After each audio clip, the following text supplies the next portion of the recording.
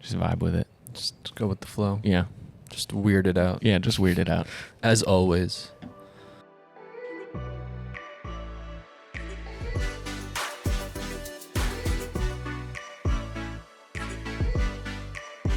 Welcome back, everybody. This is Weirdly Artistic. I'm Jose. I'm Nick. How's everyone doing today? Good, I hope. Good. As Good. always. As always. Yeah. It's another rainy day here in Washington. It's chilly. We're bundled up. As We you are. can see, Nick is puffy. I am puffed. I'm in a good way. Yeah, we just got past first fall spring. Yeah. So Yeah. we had like they 4 fake days us out of, here. 4 days of really nice weather, like mid 60s, maybe Mhm. even touching the 70s, and then In February. In February, Yeah. It And then happens every year. We go back to 45 to 50-degree weather, and it's raining. Rain. It's just raining until like July 4th, yeah. typically. Thanks to do you know what the mole's name is? Is it a mole or is it Groundhog. groundhog? Yeah. That guy, I hate him. He's kind of a jerk. Yeah. He's like, guess what? It's winter for 6 more weeks. I saw And my it's like, shadow, and it's like, dude, of course you saw your shadow. the sun's out. It's fall spring. Like, yeah, is that like?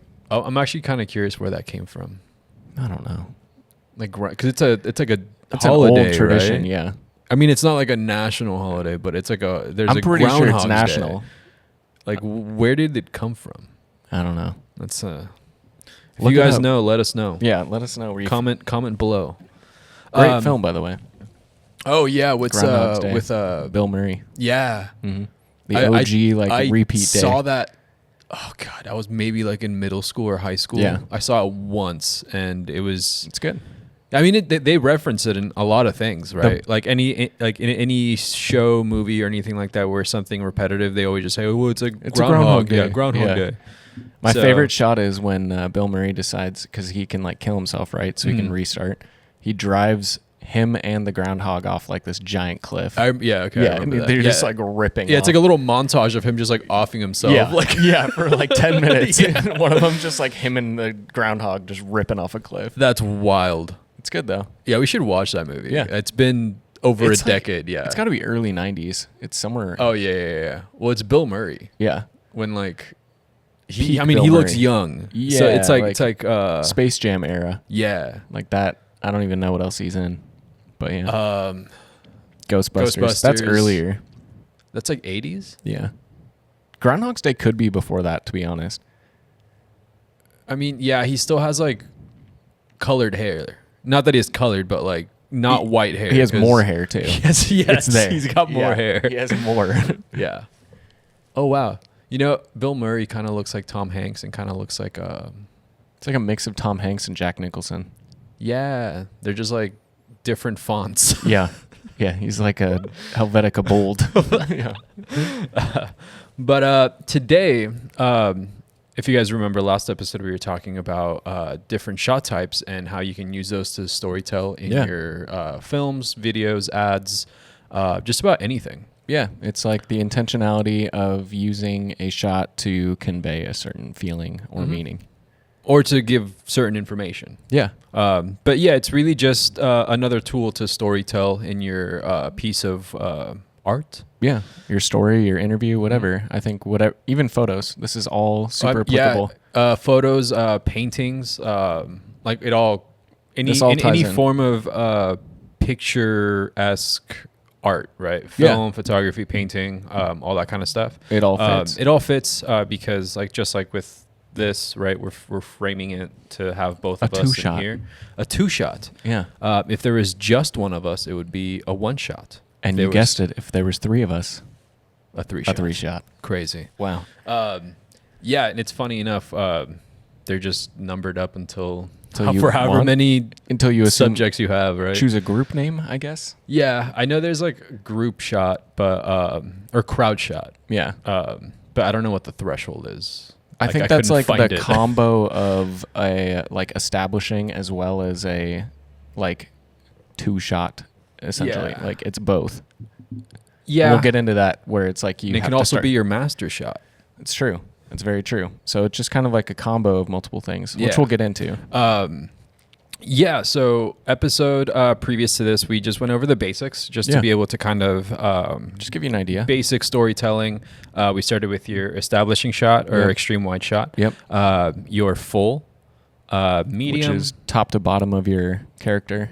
Medium. soul to tip of the Yeah. tip of the head. Tip. From there, you can go to a cowboy, Yep. which Thigh up. is thigh up, and then you have your medium shot, which is above the waist, below the chest, to right above your head. Yep. The clipper. And then your close up, which is like just- shoulders up. Mhm. Kind Shoulders of. up. Maybe chest So, up. with those are just your very generic, most basic shots Yeah. that you can do with your subject. And then from there, you get into a little more advanced. Yeah. It's They involve movement or a more specific setup Mm-hmm. or like more intention on between your characters. Like Mhm. it's just a little So- bit deeper. where I think your basic shots are more about the framing. Yeah. Your a little more advanced shots are your framing along with movements, angles, and It's like the combos of your basics, essentially. yeah, it's really just combining movements with the basics. Yeah. right. Yeah, it's tying it all together. And with movements, you start adding more emotion, more just the they're moving. moving, conveying the feelings that you're trying to convey. Yeah. Where should we get started? I think one of the most used is the OTS. Okay. That's over the shoulder. And It's it is. It is one of the most used shots that you can have. It's the conversation, you know, and I think we talked a little bit about it in the last episode, but the trend has been the like reverse over the shoulder. So like typically if we were shooting, I'd put the camera here and it would be over your shoulder. And it would be looking over my right shoulder, looking at Nick. at me. And then for my on the converse, conversation, it would be his left shoulder looking at me, right? But- And you're keeping your camera to this 80 degree. It's the 180. What 180, right? Yeah. So from here to there, from here to there. yeah. And you never, quote unquote, want to break your 180 rule Unless you have a reason. unless there is a reason. Which Right. happens like with the opposite of the OTS, where it's been a big trend where they're going to the other shoulder, so looking diagonally across from behind, which typically like puts the light behind the character, kind of shadows the back of their face. It also shadows the person sitting in front of it. It's like a little more ominous, and it kind of Okay. traps the character a little bit more because you're filling this whole empty space here. Yeah. Where typically, if I was shooting over that side of your shoulder, we'd have a lot of empty space, maybe here. A little more open, I think. Yeah, with just the regular 180 rule, both characters are kind of on the same playing Yep. field. They're usually, eye level. Yeah.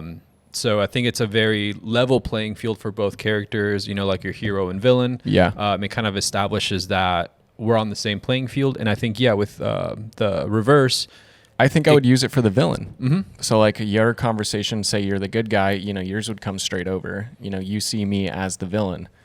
But we want to portray to the audience that, okay, this villain, we don't really know him. Let's put it on the other side. Let's put it behind his back. Yeah. So like let's show less of him and maybe confine your space because you don't know as much about me. So it really shows that trapping of the main character. And it's in the small details, right? You don't right off the bat know that, but your subconscious is telling you that that's kind of what it means, and it gives you the feelings that the director is trying to portray.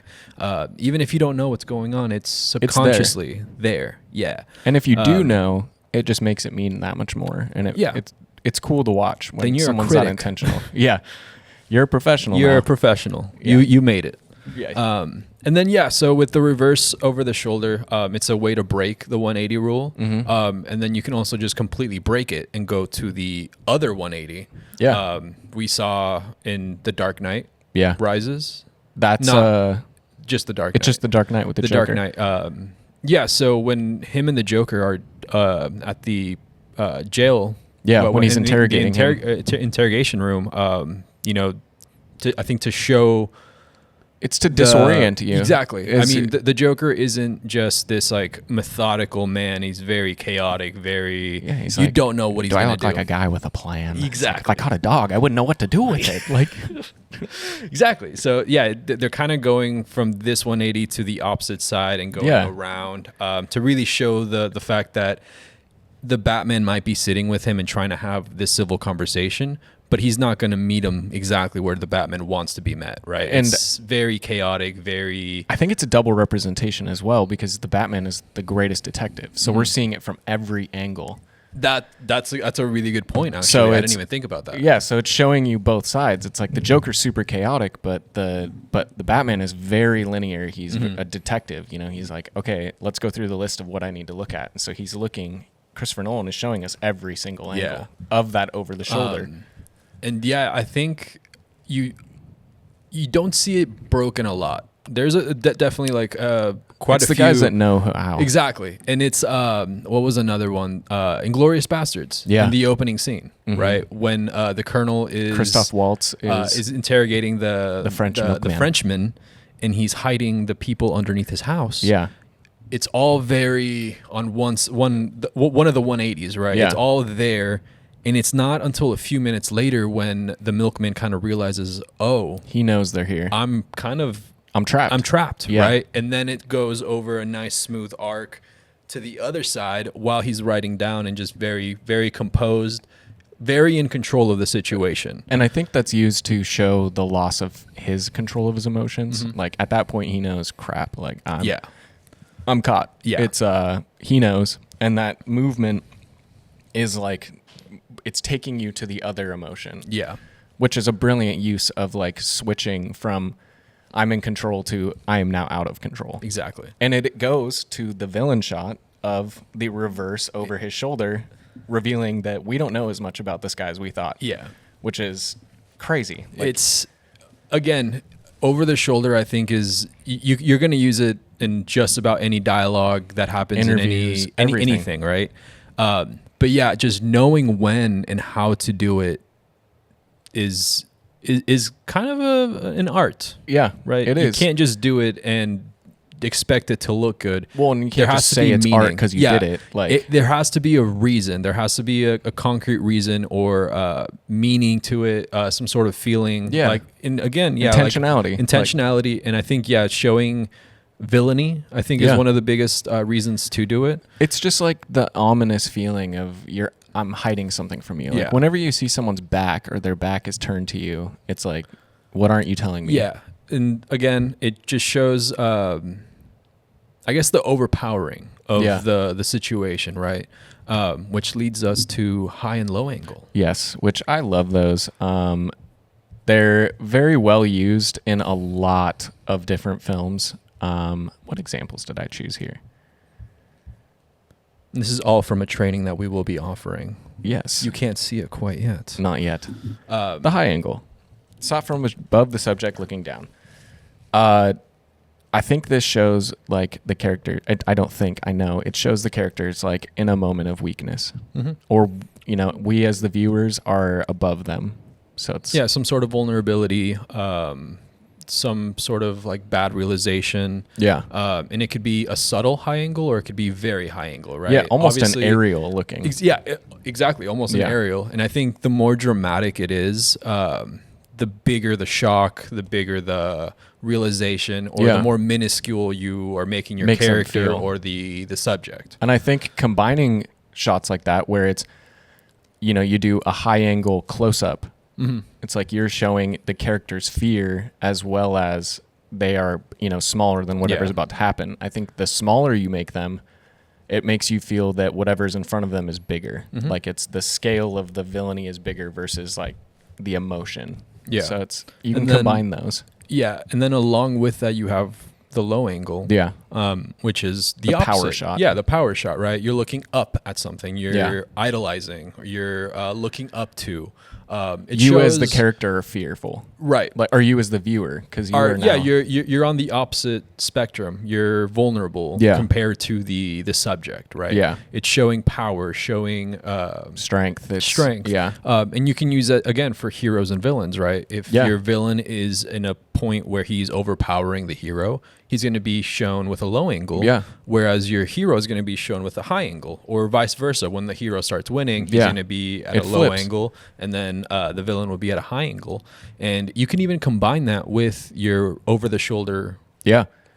shots. You know, get your camera on the ground. Exactly. If your hero is getting beat, shoot over his shoulder and look up at your villain, You and vice versa. You start at your eye level, and you can even do it in the shot where you pan down, Yeah. or pan up. A great right? example of that is Man of Steel when he's fighting Zod.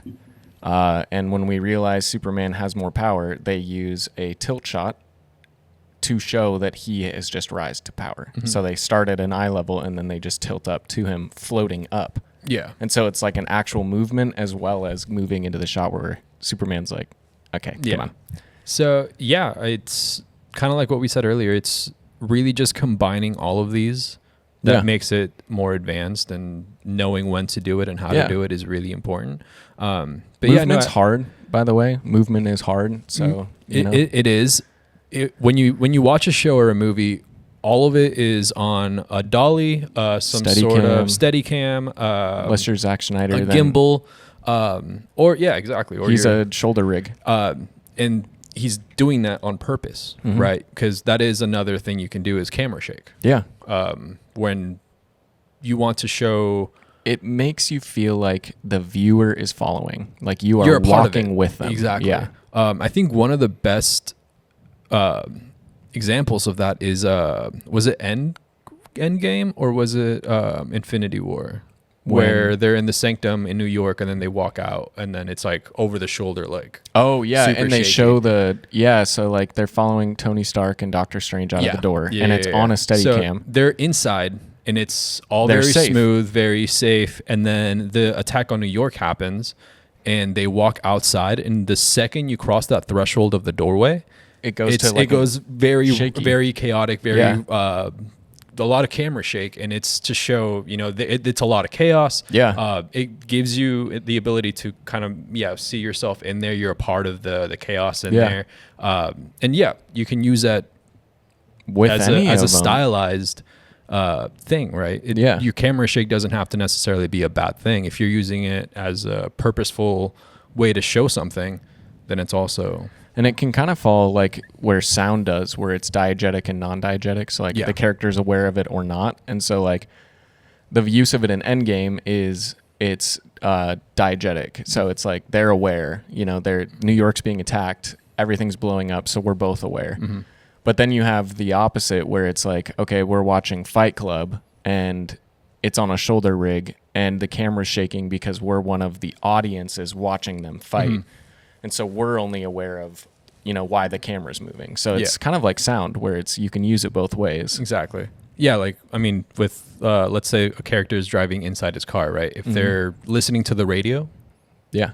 that's That's- diegetic. they hear it. Right. They are if aware of it's it. a song just playing over the scene where the character doesn't they're not necessarily listening to music, then it's non-diegetic, right? It's only available to us as the, audience to know yeah. that. Just enhance the vibe. So the same can be used for shots as well, Yeah. where it's the characters aren't necessarily aware of the shot being used that way, but the world itself is affecting Yeah. the shot, not you as the audience member watching it. So it's camera Yeah. shake is I awesome. mean, that's another thing too is like fourth wall breaks, right? A lot of the times they're going to be eye level, and it's Oh, yeah. another way to kind of just further your story along. Yeah. It just gives Deadpool is the number one example Yeah. of that. And it's just the character is aware that the crew is there. Yeah. Which is like, almost makes Deadpool like a mockumentary. A little bit. Yeah. Cause he's aware. At least the Ryan Reynolds. Yeah. I haven't read too much of the comics with. It's pretty much the same. I would assume. Like he literally is like, "Hey, reader," he's like, Yeah. he just talks right to you. I've read just a handful where he basically like he's jumped to the end of the comic to see how he beats the bad guy. Yeah, And it's he just like cheats. Yeah. Which is Deadpool. But yeah, so that's your camera shake. let's go into Dutch angle. Ooh, That's like that. I think that's one of my favorites. weird. Dutch angle, basically, whenever you're shooting a scene, you're generally going to have the horizon be in your Flat. in your half, right? And it's going to Yeah. be flat. When you do a Dutch angle, you're just going to tilt your camera slightly to the left or slightly Either to side, the right. yeah. And Or you it's- can do it moving. You can or kind you, of spin it. yeah, exactly. But as long as your horizon is not flat, Yeah. right? It just makes unease. Like you should feel it gives something's you wrong. anxiety. It gives you you can use it to your character is realizing something bad or something along those lines. Yeah, or it's typically used as like reveals, or like when it starts flat and starts pinning, it's like we hear the monster coming, Yeah. or we see something coming, or the mystery is starting to be solved. Yeah. Like And I definitely love when they do it in the shot where you actually see the camera move. panning. Yeah. Because you can just cut to a Dutch shot, right? You Yeah. can have it be straight. Pans to me, I tell you some revealing information, and you're like, "What?" Yeah, and I then didn't and see then that we coming. pan back to you, and it's a Dutch angle. yeah. right. And then it's the angle. It's the info. And then I think one of the best ways that I saw it used actually was on Mission Impossible. I haven't seen the movie, but I saw the clip from it. Can't believe you haven't seen that. I know it's Instant classic. the first one, I think. Yeah. Yeah, from '96. Yeah. Where he's having the conversation with his boss, and he's kind of realizing that he was set up, right? And The whole as he's getting suspicious, it pans to him, and it's tilted. Yeah. And then same with the boss when he's Yeah. getting suspicious of Ethan. It's tilted the other it's way. tilted the other way. Yeah. So it's a cool way to just show something's wrong. Like suspicion. Yeah, something Yeah. is wrong. Something's not right. I think if you see the Dutch angle, like, and it can be used really subtly. So like, even if it's a clue in the very beginning of the movie, if you see a slight Dutch angle, it's like, There's what's something- going on in yeah, there that I there's should be something paying wrong. attention to? I think one of the most maybe seen by the general public is going to be in Harry Potter, because you Yeah. actually use it as your example for the Dutch angle. But it's when he's at the school about to fight Voldemort and he wakes up from the floor, right? And it's Yeah. all tilted. Everything's I crooked. think it's when he's Voldemort is talking to everyone, Yeah. right, and telling them to give up Harry. Yeah. And it's all tilted, and obviously it's to show the unease of the room, right? Some people are wanting to give them up, some people aren't, and it's really just that uneasy feeling of what is going on. We don't know what's going to happen. Yeah. It's telling you there's about to be a big change Yeah. in whatever's happening. Mm-hmm. And I think a Dutch angle could be good too. Like you could use it for a good reveal. Like for instance, I don't remember what movie it's from, but I'm getting an image where it's the husband is revealed that they're pregnant. And so the wife's like, I got to tell you something. And the camera angle starts to turn. And so you're like, whoa, where's his head? Is this good or bad? And then when it gets to it, she's like, we're pregnant. And then you cuts back and it's back to flat. Yeah. And so it's, I saw another, it doesn't have to be bad necessarily. It can just mean just change in general. Yeah. In Click with Adam Sandler. yeah. When he's fast forwarding his dog Yeah. outside, right, to like make him go poop, and he's Yeah. realizing like, oh my God, I can change the reality, and it pans to him, and it starts to tilted, tilt. right? Yeah. And it's, again, it doesn't have to necessarily be always bad. It can be used in a comedic way or Yeah. or a good way, right? But it just signifies something's not Major change. something's not the way it should have been or the Yeah. way it is. There's change. Yeah. It can be good or bad, but there's change for sure. Yeah. So be smart when you use it. Don't just use stuff just to use it. Like there are reasons for this stuff. And a lot of this takes practice. Yeah. Right. It's obviously like with your regular shots, they can be on a set on a table, they can be on a tripod, they can be on a monopod, something that's stabilizing. And it's really all about framing. But with these, there's movement involved. So you Yeah. have to practice. You're not just going to get it right on No. the first time. And if you do, that's awesome. But the more you practice, the better you are going to get. And the more you're going to evolve and understand when and how to use these. Yeah. Yeah. And it's not just like, oh, I'm going to do a Dutch angle now. It's considering what's my aperture, what does my thirds look like, how am I going to keep those thirds even, as well as adding the Dutch. Yeah. So like these more advanced shots, it's not just cool, we're doing a 2-shot, let's put them in the thirds locked in. It's a lot of moving parts, like Yeah. literally. There's a lot of moving parts, not just from your camera, but from the movements themselves to your characters and making sure everything's in frame, in focus, the way you want it to be. and framed perfectly to where it makes sense. And so it's kind of like we've said before with shooting on your iPhone, right? yeah. Understand what you're shooting and how you're going to use it, so you can give yourself either more room or Yeah. you're just doing it correctly the first time and And knowing be done what to with do. it, Yeah. which is what we recommend doing, because and post then is tough. along with that, I think one of the hardest shots that we've tried is your parallax. Yeah. Or dolly shot is more commonly, Yeah. I think, known, or your vertigo shot. Because There's a bunch of names I don't for know it. if it was the first time it was used, but I know Vertigo, the movie itself, was very, very heavily. Well, it's Hitchcock. Right. Yeah. And yeah, The swirls, inventor of a swirls bunch. and all Yeah. that. But Toilets. it's combining, I think, some of the more like advanced techniques I all would together. say it's like a 2-man shot regardless. And keep in mind, again, with these, they're very difficult. And if you're in the industry in a very high-end company, yeah. you have a lot of little gadgets that help you with this, right? Something that Yeah. helps you keep focus and rack focus automatically, As well as controlled by pulling.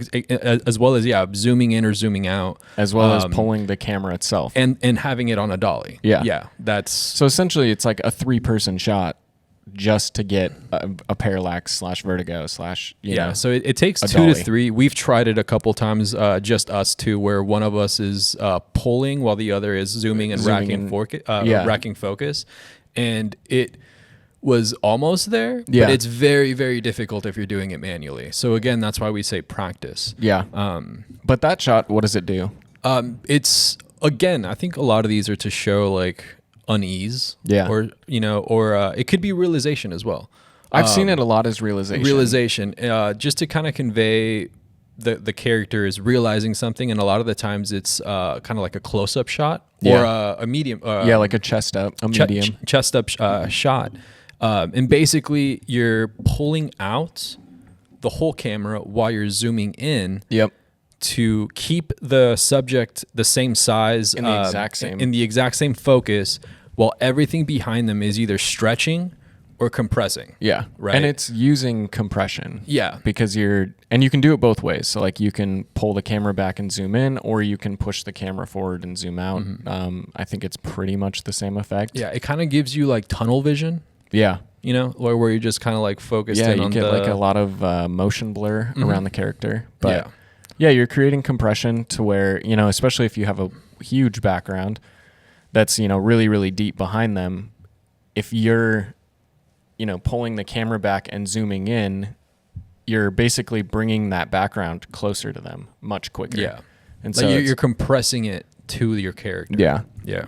And I think it creates, the realization is the best answer for it, but it's like everything is coming down to one kind of thing. Yeah. Like it's honing in right to the answer. Yeah. And I've seen it used most as that. Big epiphany moment. Yeah. Like a very epiphany. Yeah.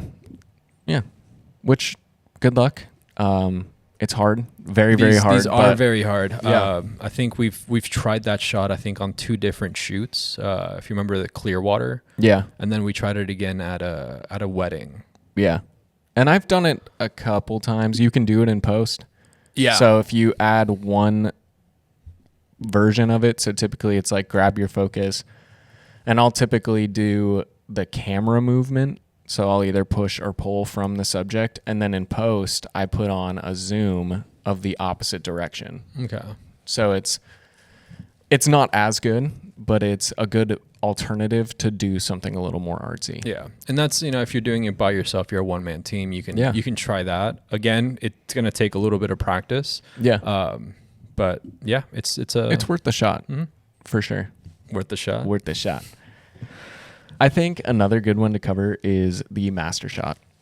Yeah. It's very important, especially if you're shooting scenes or if you're shooting interviews. What does it do? So it's typically after your establishing shot. Yeah. After your wide establishing shot, you go to your master shot, and it's usually establishing the scene itself, right? whole room. The room that you're going to be in that scene, it establishes relationships between your subjects. Let's say Yeah. you have an interview or a conversation happening. You know, you get a wide of both characters, and Yeah. it kind of shows the relationship between them. It's everyone. Yeah, it's That's in it's the everyone scene. in the scene. Yeah. So it gives you kind of details of what's going on. It gives you mood, posture of your characters, Yeah. wardrobe, just colors of the entire room. It sets the tone. It's also used in major sets as like the first shot. It's typically like what you lay your whole scene on. Yeah. You know, so like it's the blueprint. yeah, it's like 3 to 5 minutes, one take, and Mm-hmm. you just go through the whole scene with everyone, and they're all in frame. A great example of that is Knives Out. Okay. They're when Detective Daniel Craig, I don't remember his name in the movie, but he is first telling everyone what's happened and who he's going to interview, and they're standing in that whole big circle of knives is there, and everyone's standing behind him, kind of like arms crossed, and like, who is this guy? And then they go into the singular shots of each person talking to him. If I'm not mistaken, I think they do that in Reservoir Dogs Probably. when they're I all would assume. together at the beginning. Yeah. Talking about the heist. Mm-hmm. Yeah, and those are great examples, like Italian Job as well. You know, they're all Yeah. in the room talking about the heist, and then we go into the details of the maps and what each character does. Yeah, Inglorious Bastards is another good one too. That same opening scene. Yeah. when they're in the cottage. You know, it establishes the two characters that are talking to each other. It establishes the room, the very dark ambiance that is in the room. It's like skylit. And if That's I remember literally it. correctly, it starts somewhat bright in the room and then slowly gets darker and darker as I think the contrast gets heavier. yeah, as So the it's like- milkman starts realizing that he's The milkman. he's been found out Yeah. and he's been caught. It Yeah. gets more contrasts that are darker in the room, and Losing Hope, yeah, which is another Losing the light. Tarantino magic. Yeah, dude, Tarantino's fantastic too. Yeah. Along with Tarantino, he does one of my favorite low angle shots, the trunk shot, Yeah. right? That we've tried and have done Multiple times. quite successfully. Yeah. But it's a shot where you're in the trunk and then your characters open the trunk and then you're looking up at them. Yeah. Right. And so it really signifies the power they have. I mean, you're in the trunk, so you kind of lost. Yeah, exactly. Yeah. I mean, you can use that in anything though. Like, you know, you see it in like horror films when they open the ice chest. You know, you're in the ice chest and they open it up and it's like, oh, there's a body in there. Someone's in there. But yeah, so that's a low angle. But the master shot is super important. It's super helpful for you to build your scene. There's a reason it's called the master shot. Yeah. Or just the master. Just the master. Yeah. But yeah, no, it's very important. Establishing shot, your master, and then You know why Anakin was never in a master shot? because he was only a knight. He's only a knight. Oh, poor guy. Oh, shouts to Christian. Yeah, we love you. Hayden Christensen. I don't know. Hayden I was about to Christensen. say Christian Bale. It's Christian not. Haydenson. Hayden Yeah. Christensen. I think the last one is the aerial.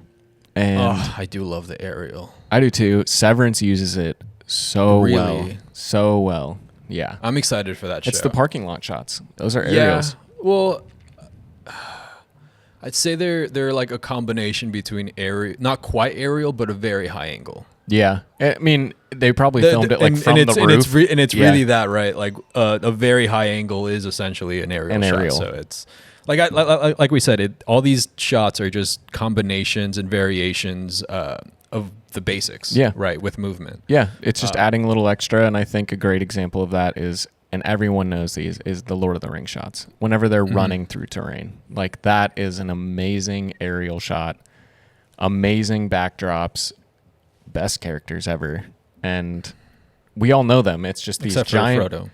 Well, I hate yeah, Frodo. we never see him in an It's aerial. all That's Sam. why. It's Yeah. Sam's journey. He's the real hero. The real hero. He is the. Well, that whole movie's about him. That's why Yeah. he gave him the book. It's how He's like- he saved the Shire. Yeah. Thanks, Sam. But all those shots are super high up and they add multiple things. So one, it's the aerial, which you don't have to move. You could Yeah. just have it set.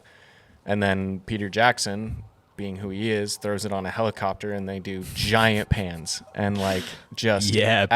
absolutely huge pans, tracks, zooms, like he does it all. So, and that's in all of his films, like Mortal Yeah. Engines, Alita Battle Angel, like he does that in all of them. Alita Battle Angel, so fire. I love that movie, but I think there's a second one that came out. no, Yeah. not by Peter I Jackson. don't. Oh, okay, maybe it's not by Peter Jackson, but there is an Alita Battle Angel 2. I don't know if it's out yet, but I for sure know that it was coming. I hope it comes out. I loved that. Yeah. Bring it to where she gets to Zala. Is that what it's called? I don't remember, but like The floating city. I'm pretty sure there's a second one. I Because don't. then she meets someone like her, if I remember the preview correctly. I might have just dreamed this up. I Full think you're disclosure, dreaming. full disclosure, I have no idea what I'm talking I'll about. be honest with you. I think I would have seen if Alita Battle Angel. So it was came on out. Hulu, right? There's no way number 2's out. Yeah, it might not be out, but I know there's a second I think one you have an amazing coming. imagination. I drew a unicorn without even seeing it. What does that say?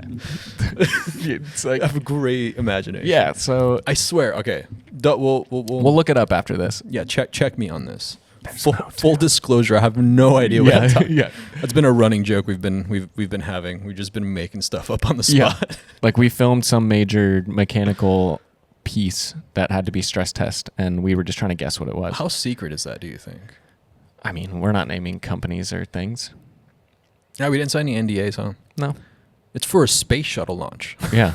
Something in space. Your dad was quite excited about Yeah. it. Dad was hyped. Big It's space so guy. funny because I had no idea. I'm like, damn, that's a giant ring, and it Yeah. weighs several tons. Yeah. And then they put tens of thousands of tons of stress on it. They put 40,000. And we were pounds just of standing stress. there. Can you imagine if that chain 5 broke? feet away. Cut me 5 in half. feet away.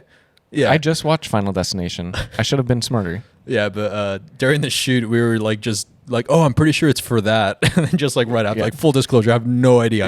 I'm guessing. We're just speculating here. It's Another good example of the aerial though is Blade Runner 2049. oh my gosh, every shot in that movie is Dude, in the snow. yes. I think that's one of the Yes. most prominent ones that I remember. Yeah, and it's it like closes you off.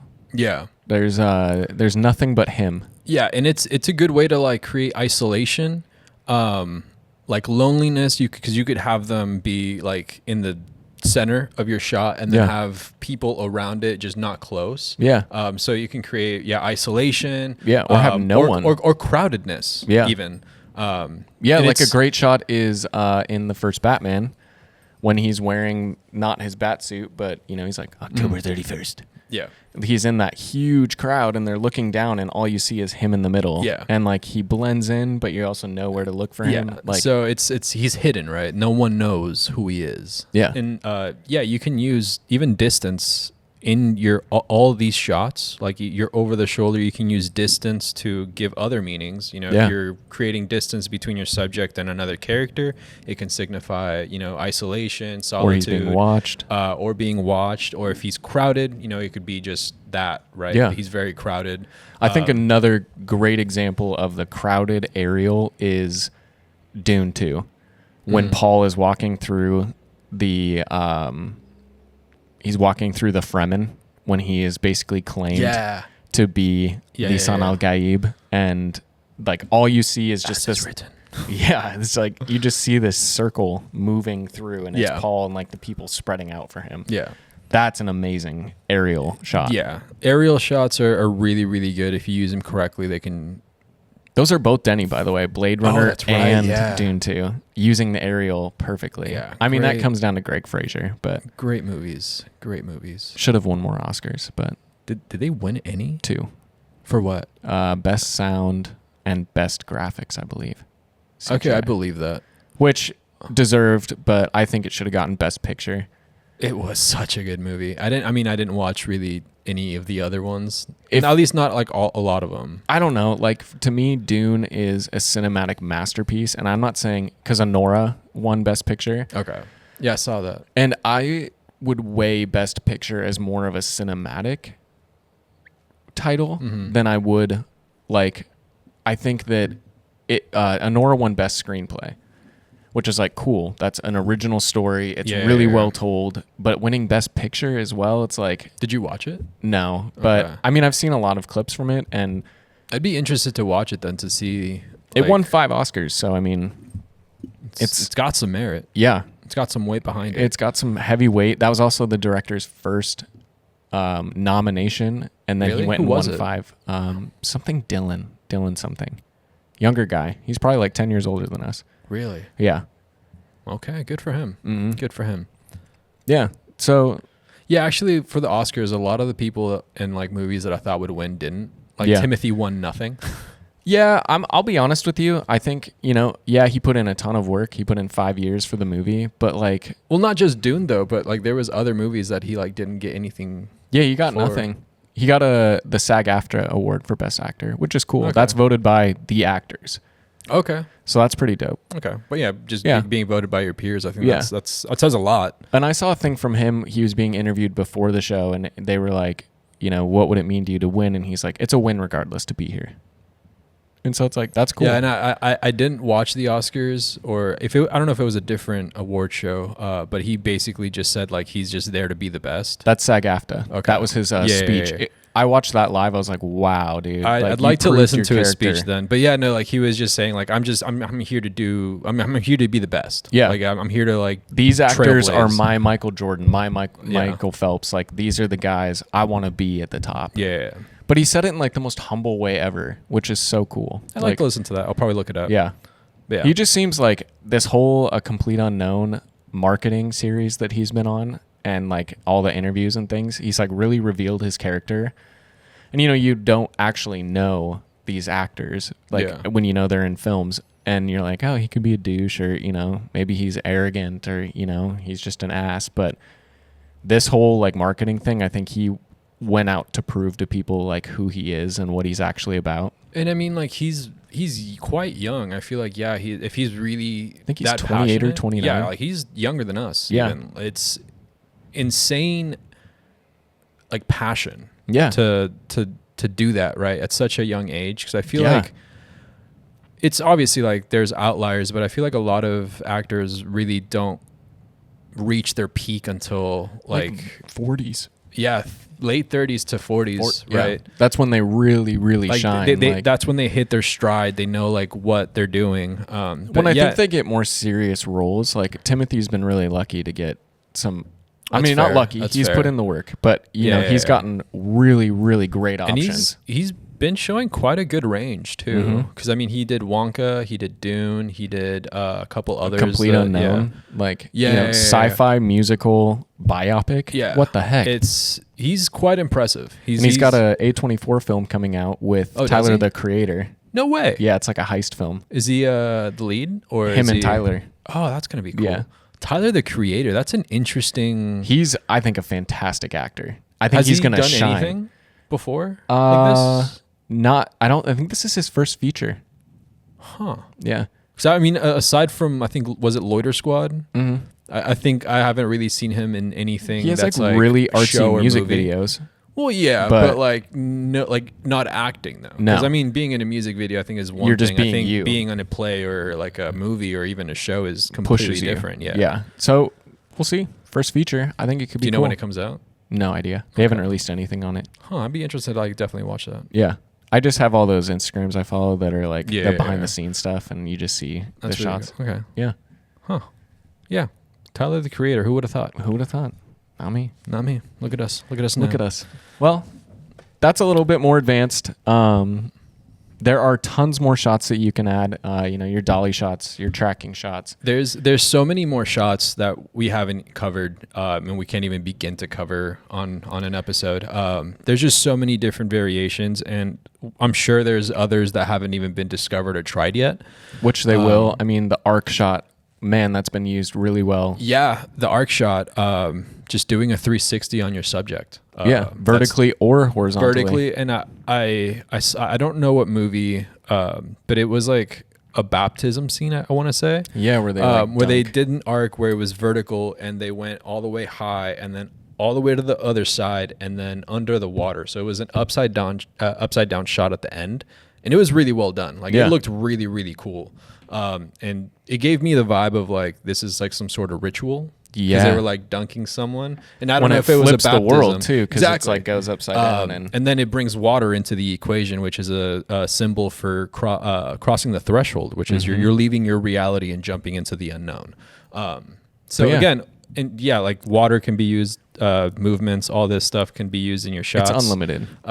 Yeah, color, subjects, objects, everything can be used in your Yeah. shots to portray something, signify something, or give information. Sorry about that. I think it's just this is another tool for intentionality, like to show Yeah. your thought process and how much time you've put into telling your story. Yeah. Again, practice these. They're not going to come that easy, but practice makes perfect. And we're excited to see what you guys do. Yeah. We're always watching people, Yeah. like with their videos and movies Yeah. and stuff. So, if you guys have anything you'd like help with, reach out to us. We're Yeah. always here. Send us some of your favorite shots you've ever taken. We'd love to see them. Maybe we'll share some of ours. Yeah. But yeah, thank you guys for coming. And as always, Stay weird. Bye.